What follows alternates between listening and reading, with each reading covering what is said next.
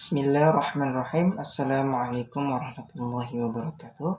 Saya MPT Labib dengan NIM 0104222071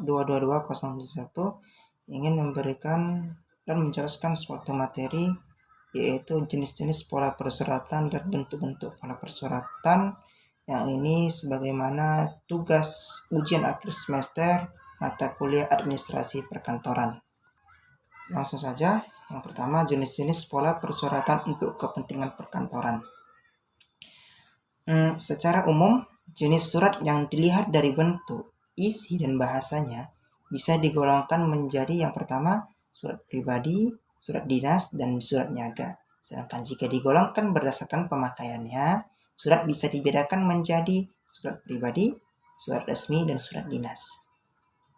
Nah, kalau surat pribadi apa? Surat pribadi adalah surat yang digunakan untuk kepentingan pribadi yang dikirimkan seseorang kepada orang lain atau suatu organisasi atau instansi.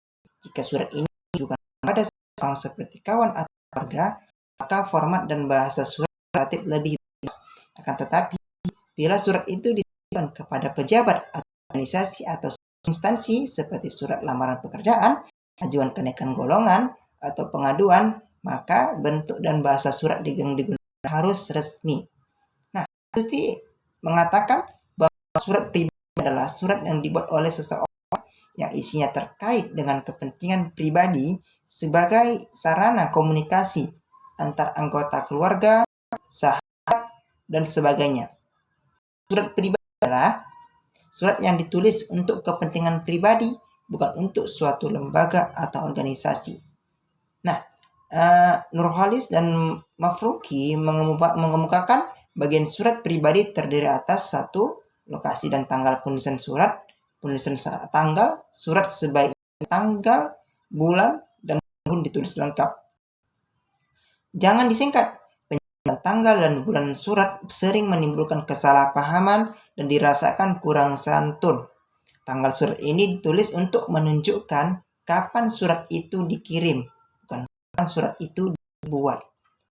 Nah, yang kedua, pembuka. Pembuka suatu surat digunakan sebagai kesatuan berbahasa tulis. Salam pembuka dapat digunakan sesuai dengan keperluan tulisan surat. Maka, rindu atau salam persahabatan. Pembuka jenis pertama, kedua, ketiga merupakan salam pembuka yang paling umum, biasa dipakai dalam surat pribadi. Yang pertama dipakai untuk surat yang resmi, ya. Misalnya surat izin masuk sekolah, dan yang kedua dan ketiga biasanya digunakan untuk kerabat dan keluarga. Nah, yang keempat suratnya itu adalah bagian surat yang digunakan untuk menyatakan berita atau sesuatu yang ingin dinyatakan dalam surat tersebut. Nah, bagian isi surat biasanya berisi atau terdiri atas paragraf pembuka, paragraf isi, dan paragraf penutup. Paragraf pembuka ialah bagian surat yang berfungsi sebagai pengantar pembaca kepada inti pokok surat. Nah, paragraf isi memuat sesuatu yang akan disampaikan, diberitahukan, dinyatakan, atau dimintakan kepada penerima surat. Dan paragraf penutup berfungsi untuk menutup inti surat. Dapat pula dinyatakan bahwa paragraf penutup ini dianggap sebagai kunci isi surat atau penugasan isi surat. Kenapa apa? Karena paragraf tersebut isinya selain mengandung harapan, juga berisi ucapan terima kasih kepada penerima surat. Nah, yang kelima, salam penutup. Salam penutup, ya, sebuah surat dapat digunakan untuk menunjukkan rasa hormat dan rasa keakraban pengirim surat terhadap penerima surat. Dan yang keenam, nama dan tanda tangan penulis surat.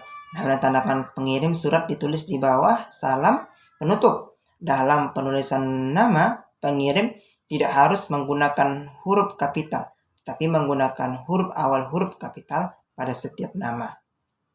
Yang kedua, yaitu surat resmi. Surat resmi ialah surat yang dipergunakan untuk kepentingan yang bersifat resmi, baik yang ditulis dari perseorangan, instansi, ataupun lembaga, ataupun juga organisasi. Surat menyurat tidak dapat dipisahkan lagi dari kelembagaan.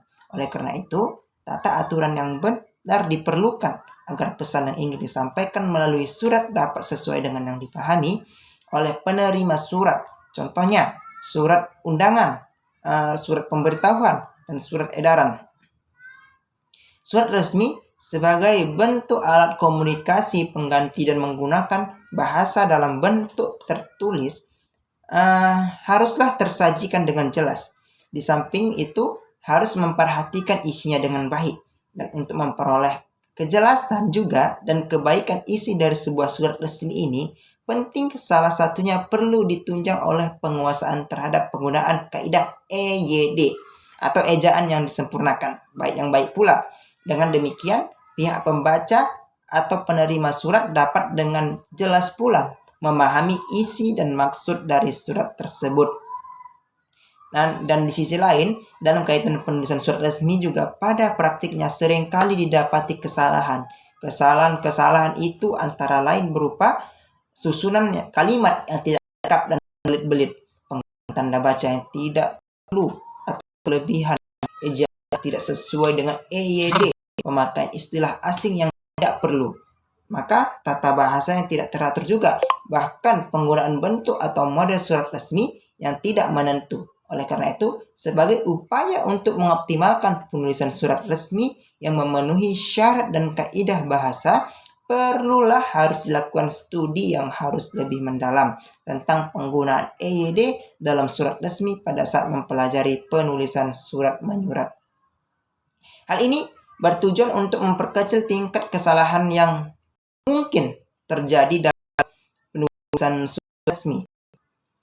Dan selanjutnya, yang ketiga itu surat niaga. Surat niaga adalah surat yang biasa digunakan bagi badan yang menyelenggarakan kegiatan usaha niaga seperti usaha industri, bisnis, dan usaha jasa.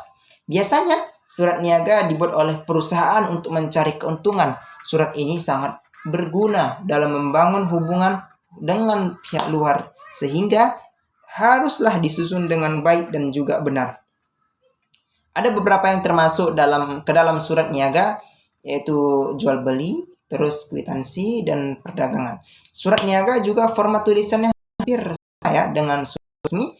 Surat niaga juga memiliki beberapa macam, yaitu surat penawaran atau surat jual. Yang kedua, surat permintaan penawaran. Yang ketiga, surat pesanan atau yang keempat, surat pengiriman barang. Yang kelima, surat keberatan atau komplain. Yang keenam, surat pembayaran penagihan. Yang ketujuh, surat pengaduan atau klaim. Dan terakhir yaitu surat dinas. Surat dinas digunakan untuk kepentingan pekerjaan formal seperti instansi dinas dan tugas kantor. Surat ini penting dalam pengelolaan administrasi dalam suatu instansi. Fungsi dari surat dinas yaitu sebagai dokumen bukti tertulis, alat pengingat berkaitan fungsinya, arsip, bukti sejarah atas perkembangan instansi, dan pedoman kerja dalam bentuk surat keputusan dan surat instruksi. Nah, Nadia dan Sugiastuti mengatakan bahwa surat dinas adalah surat yang berisi masalah mengenai kedinasan yang dibuat oleh suatu instansi pemerintah, instansi swasta, dan organisasi. Dalam perkembangannya, tampak bahwa penerbit surat dinas bukan hanya instansi pemerintah. Dalam urusan kedinasan, biasa ditemukan surat izin tidak masuk kerja. Surat seperti tidak semata-mata mengutarakan masalah pribadi, tetapi lebih cenderung berisi masalah kedinasan sebab pembuat atau penerbit surat itu adalah seorang pegawai negeri. Nah, masalah yang dikemukakan dalam surat itu berkaitan dengan pekerjaannya, dan pengajuan izin semacam itu didasari dengan undang-undang. Dapat ditambahi bahwa ciri kedinasan sebuah surat tidak semata-mata ditentukan oleh isinya. Ingat, tetapi juga bentuk surat dengan segala formalitasnya. Misalnya bahasa, kod, nomor, tanggal, alamat, tanda tangan, dan cap. Nah, masuk kita ke bentuk-bentuk tata persuratan untuk kepentingan perkantoran. Menurut pola umum dalam surat menyurat dikenal ada 6 macam bentuk surat, yaitu yang pertama, surat full block style atau bentuk lurus penuh. Bentuk full block style ini memiliki susunan yang lurus dari atas sampai bawah. Maksudnya, surat tersebut terlihat seperti balok yang tulisannya mulai dari leher surat, tubuh, hingga kaki surat terlihat rata kanan, rata kiri, serta tidak terdapat paragraf yang masuk ataupun keluar alias semuanya rata. Meskipun berbentuk rata, namun surat dengan model ini juga masih tetap mempunyai struktur atau susunan sesuai yang berlaku. Nah, yang kedua itu kita cepat-cepat aja. Yang kedua, semi block style, bentuk setengah lurus karena waktu nggak cukup ya. Bentuk semi block style merupakan bentuk surat di mana semua bagian surat kecuali isi surat diketik sama seperti bentuk lurus. Setiap akhir alinea baru diketik sesudah 5 ketukan dari pasak garis pinggir kiri. Biasanya bentuk surat ini ada dalam surat undangan pernikahan. Nah, yang selanjutnya itu block style atau bentuk lurus. Bentuk block style bentuknya hampir sama dengan bentuk full block style, yaitu nomor, alamat tujuan, salam pembuka, lampiran, dan tembusan. Ditempatkan pada margin kiri awal alinea dimulai dari margin kiri. Namun, untuk menulis bentuk block style ini terletak pada penempatan tanggal, ucapan penutup, penanda tanganan, dan posisi penanda tangan